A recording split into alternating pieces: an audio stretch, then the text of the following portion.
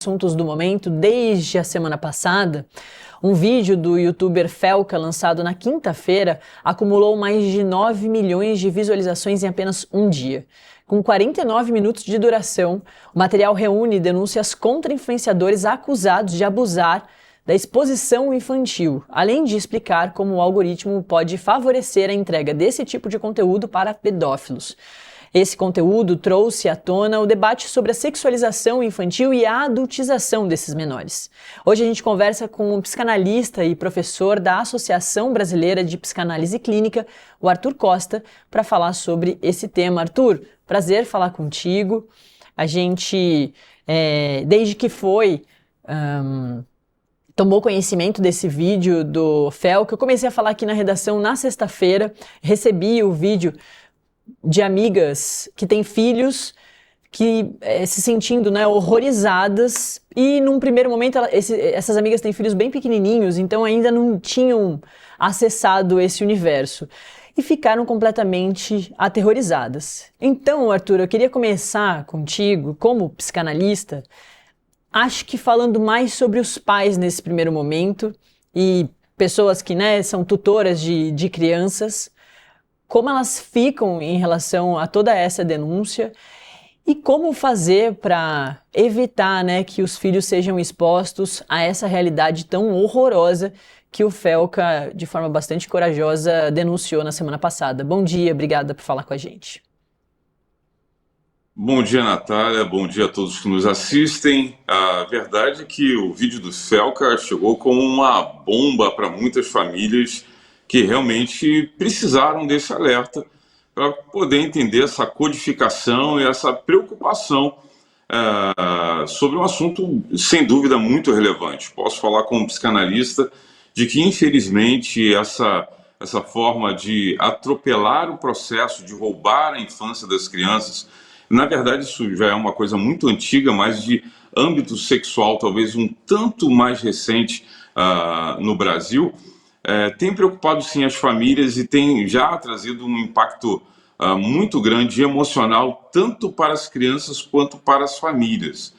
Então, ainda que algumas famílias já começaram a fazer esse monitoramento antes, eu acredito que esse alerta que foi lançado através desse vídeo, um vídeo aí de 50 minutos, aproximadamente 50 minutos, e que tem tido uma visualização realmente gigantesca e tem uma utilidade muito grande, trouxe para as famílias essa necessidade e essa perspectiva de cuidado e monitoramento, e até mesmo da possibilidade de exposição, já de que nem sempre um conteúdo sexualizado pode ser literalmente entendido por esses predadores como um material realmente assim, compartilhável.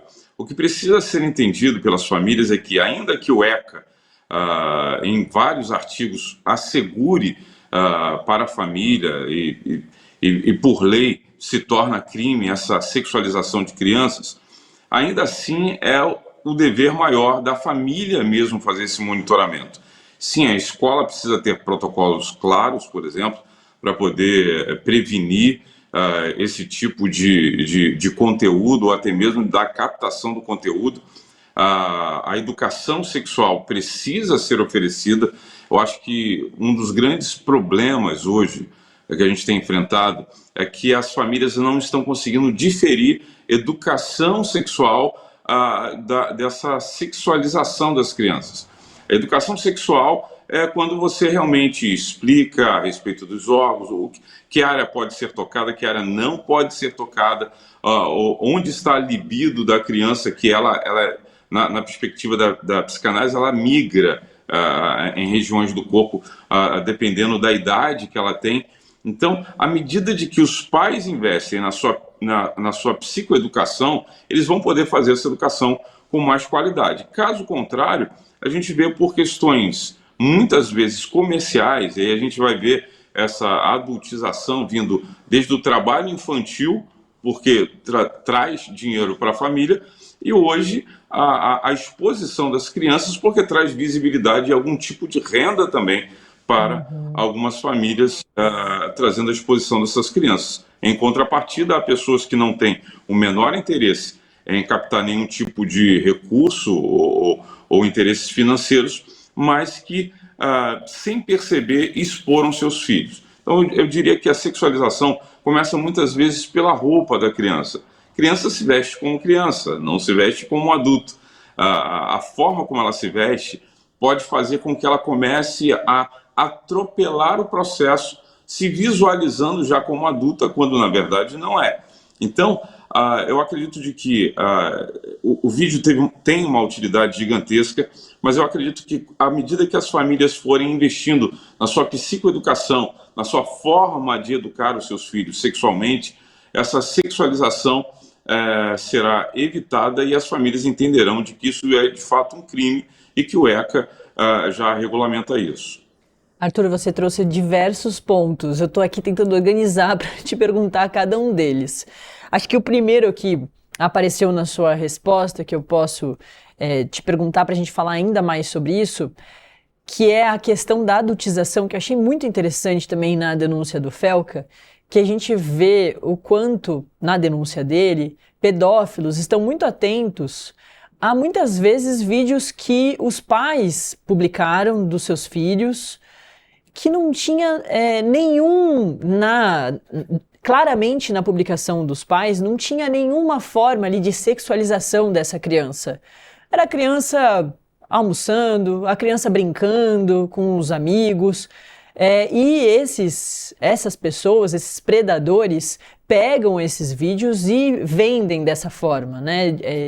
Tiram ali a função ou descaracterizam, modificam aquela intenção, né, que é essa adultização também que o Felca traz. Acho que você falou muito bem aí sobre as roupas, né, que essas crianças usam. Essas crianças são muito estimuladas pela internet a usarem maquiagem, a fazerem a tal da skincare, a usar produtos que não são para a idade delas. Então, realmente, elas são muito estimuladas e abordadas por marcas e influenciadores que trazem essa adultização muito antes da hora, e muitas vezes os pais nem sabiam que estavam fazendo isso, né? Não era essa a intenção, mas que, como o Felca denuncia, o pedófilo está muito atento a isso, né? Parte do trabalho dele criminoso é de pegar essa coisa simples ali que escapou na visão dos pais e transformar isso num crime, né? E desvirtuar a intenção primária ali. Então, acho que esse alerta também que você faz é muito importante para os pais e os tutores, de ficar muito atento a isso, aos comportamentos e ao que postam dos filhos, né? Essas redes muitas vezes abertas, que vão parar em lugares que a gente nem imagina, né? A internet tem essa rede que chega em lugares que você não faz ideia. Então, acho que também é muito importante da gente reforçar isso, né? Essas pessoas criminosas estão muito atentas a sutilezas que para os pais até então não eram gestos sexualizados, mas que podem sim ser entendidos dessa forma. Sim, a verdade é que assim, uma das coisas que eu acredito que os pais devem evitar é criar redes sociais para as crianças. Primeiro que a maioria das redes sociais, elas têm limitação de idade, 13 anos, 17 anos, 18 anos. Então, na verdade, é um burlar do próprio sistema que os pais fazem criando redes sociais para crianças pequenas. Eu sei, entendo que muitas vezes os pais querem fazer o registro, mas facilita para esses predadores quando ele encontra uma rede social exclusiva de uma criança, onde tem a criança na piscina, onde tem a criança nas suas atividades. Ou seja, todo o conteúdo daquela rede social é da própria criança, que não deveria ter rede social conforme a própria regulamentação da própria rede. Ia dificultar, por exemplo, se esse conteúdo da criança estivesse no perfil do adulto.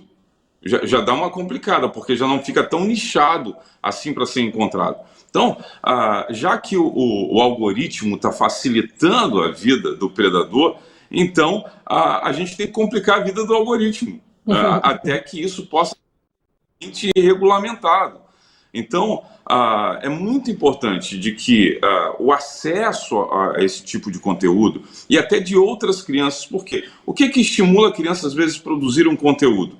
é ver outras crianças, é uma questão social. Se ela vê outras crianças, se ela está vendo nas redes, nos vídeos, outras crianças se expondo, ela também vai querer se expor. E muitas vezes ela mesma vai ter a iniciativa de trazer isso para os pais. Mas quando a gente sexualiza uma criança, a gente está roubando o que ela tem de mais caro, que é tempo. Porque a gente está atropelando um processo que não tem como voltar. Não tem como voltar. Quando a gente cria uma fixação, por exemplo, a exposição à pornografia, um caso crônico que eu tenho aqui no consultório. Digo crônico, porque hoje, com a acessibilidade do celular, muitas crianças, às vezes, em 2 cliques, acabam acessando um conteúdo pornográfico que, infelizmente, não tem o devido filtro. Eu diria de que a facilidade para se acessar conteúdo pornográfico também acelera a sexualização de crianças. A quantidade de crianças que eu atendo aqui, de 5 anos de idade, 6 anos de idade, que foram expostos a conteúdo pornográfico muito intenso, que só adultos poderiam assistir e que não tinham maturidade nem cerebral para processar a imagem que viram, trouxe ali um start ou uma abreviação de estímulos sexuais, de você ver crianças muito pequenas já começando a ensaiar a masturbação. Então, por quê? Porque viram isso em vídeos. É muito importante que os pais entendam de que uma criança com um celular na mão e internet, ela está tão em perigo, até mais em perigo, do que ela numa praia lotada de pessoas. Assim como você tem que observar uma criança numa praia lotada de pessoas, assim tem que se haver um monitoramento dessas crianças, dessa observação. É importante que os pais protejam. Existem leis que protegem, mas a família, somada com o Estado, somada com o próprio ECA e determinadas vezes, precisam ter uma força-tarefa, que eu acho que o vídeo do Felca levanta, para a gente realmente proteger as crianças nessa vulnerabilidade infantil que elas se encontram hoje, e os pais não podem ser os promotores disso. O Arthur, acho que dá pra gente fazer também um paralelo de quando saiu aquela série Adolescência, que foi assim um choque para todo mundo, mas imagino que os pais devem ter ficado muito mais chocados. Eu não sou mãe, mas eu fiquei muito com essa questão de não dá para ser mãe, é impossível, porque o meu filho pode fazer coisas que eu não faço ideia de que ele está fazendo.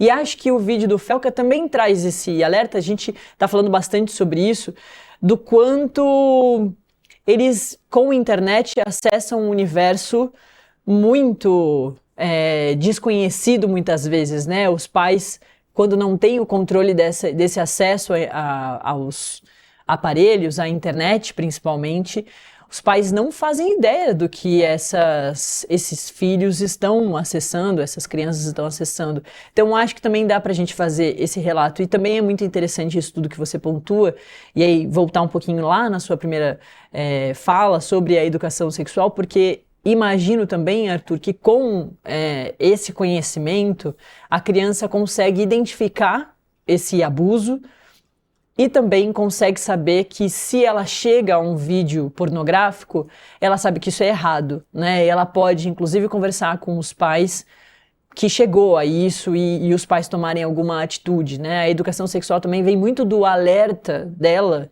entender que isso, ao que ela foi exposta, é pornografia, é crime, é errado, ou algum tipo de abuso, que ela sofreu abuso ou que parece que poderia ter sofrido. Enfim, há um conhecimento também da criança, né, de que ela está fazendo errado alguma coisa ou acessando um conteúdo que não é para ela, né? A verdade é que o quanto antes a gente cuidar para que essa sexualização não aconteça e que os devidos processos psicossexuais possam se desenvolver gradualmente, vai fazer com que a gente possa ter adolescentes e adultos sexualmente mais saudáveis. Se hoje a gente tem tantos predadores como esse, na verdade, o que aconteceu com esses predadores? O que fez com que eles adoecessem emocionalmente a esse ponto de procurar esse tipo de conteúdo? Então, a gente precisa ter uma visão macro dessa situação toda. Hoje a gente tem um número razoável de adolescentes que têm um acesso à internet e a redes sociais com códigos. Uma das coisas que o Felca levantou foi essa questão da codificação. Muitas vezes está ali, ó, link na bio, num comentário. Para a pessoa é só mais um comentário, é engajamento. Mas, na verdade, não é engajamento. Na verdade, é a captação de clientes para comprar aquele conteúdo, movimentando ali milhões de dólares no mundo todo. Infelizmente, esse foi uma forma muito corajosa, porque isso movimenta muito dinheiro no mundo e de uma forma muito perversa, eu poderia assim dizer. Porém, apesar... Por que eu estou falando assim? Não é uma coisa nova, não é um advento da internet, mas a internet ela trouxe uma anônima para essas pessoas e para esses criminosos, que realmente precisa do poder público para poder fiscalizar isso. Precisa realmente trazer para essas empresas uma responsabilidade para poder fazer esse filtro. Os pais eles serão limitados, até um certo ponto dá para fazer. Agora, se isso não for feito, a gente só vai ver uma taxa... Hoje o Brasil ele tem uma das mais baixas taxas de natalidade do mundo, o que mostra que o Brasil vai começar a envelhecer. Está todo mundo desanimando de ter filho. A gente está ficando preocupado. Sim. Está todo mundo... Vou ter no máximo um filho, 2 filhos. É fácil, a gente olha quantos irmãos tínhamos. Agora, muito poucos irmãos. Então, está todo mundo muito preocupado. Eu acho que quando há um impacto social, como um vídeo desse trouxe, traz talvez uma mobilização. A gente está vendo já o Congresso já pensando em pautar uma lei que possa realmente regulamentar e ajudar nisso. Então, quando família, escola, quando as leis, quando o Estado em conjunto começa a cooperar ou a convergir para esse sentido, aí eu acho que as famílias vão começar a se reanimar a terem filhos e entender que as ações desse tempo podem ser minimizadas por um pouco mais de cuidado. Perfeito. Arthur, acho que esse último ponto aí é muito importante, porque a pornografia não é uma novidade, né? Ela acontece há muito tempo, e imagino também que no seu consultório você lida com essas questões. Eu queria, para a gente encerrar, falar um pouco sobre essa geração para frente, porque a gente vê que é sempre isso, né? A geração dos millennials, que estão tendo os filhos agora, foi uma geração que a pornografia foi bem importante, né? Formou bastante a sexualidade de muitos, principalmente os meninos, os homens, mas que estava presente com revistas, com filmes, enfim, nas madrugadas, nas TVs, ela existia já. E já tinha essa coisinha de você ir ali quando seus pais não estavam vendo, ligar a TV, enfim, já tinha, né, a questão do adolescente, da criança conseguir fazer isso em segredo, né? Mas você traz esse ponto do quanto a internet piorou bastante essa situação toda, mas acho que também dá pra gente falar sobre essas gerações. Enfim, aí esses milênios agora tiveram filhos e os filhos dos milênios estão passando por isso, estão sendo abordados por uma pornografia, por abusos, por adultização, de uma forma muito maior, né, e generalizada. Isso certamente vai for também, né, esses novos pais para o futuro. Isso traz para a gente um cenário um tanto preocupante, porque a pornografia, que antigamente precisava de um adulto para poder acessar, para comprar a revista, hoje, infelizmente, a pornografia está acessível a jovens, adolescentes e, infelizmente, até a crianças em 2 cliques. Na verdade, não existe um impedimento. Você tem 18 anos, a criança vai clicar ali. Fora que nas próprias redes sociais, às vezes em 1, 2 cliques, um conteúdo realmente pornográfico pode ser acessado. Isso traz uma modificação neurológica razoável. Isso é preocupante, por quê? As doses de dopamina, por exemplo, que é um neurotransmissor muito importante ligado ao senso de recompensa, ligados à pornografia, ele é intenso, é de grande quantidade. Então, à medida de que um cérebro humano ele é exposto ainda muito cedo a uma grande quantidade dopaminérgica, isso vai fazer com que o senso de recompensa na criança, no adolescente, na vida adulta, possa ser cada vez menor, ou seja, não há contentamento, não há satisfação em absolutamente nada. Nada satisfaz aquela pessoa e é uma química e neurológica.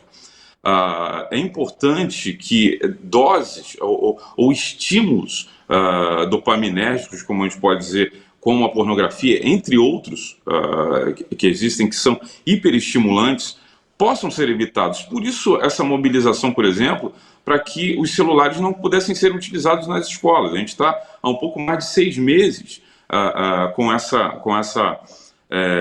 com esse regramento no Brasil. Agora a gente já começa a ver alguns sinais, alguns países já mostraram a melhora que houve de cognição, nos cálculos, na interpretação de textos, por exemplo, de crianças em grande parte do mundo que tiveram essa desconexão, pelo menos no ambiente escolar, no uso de celulares, nessa proibição que está sendo colocada diante das escolas.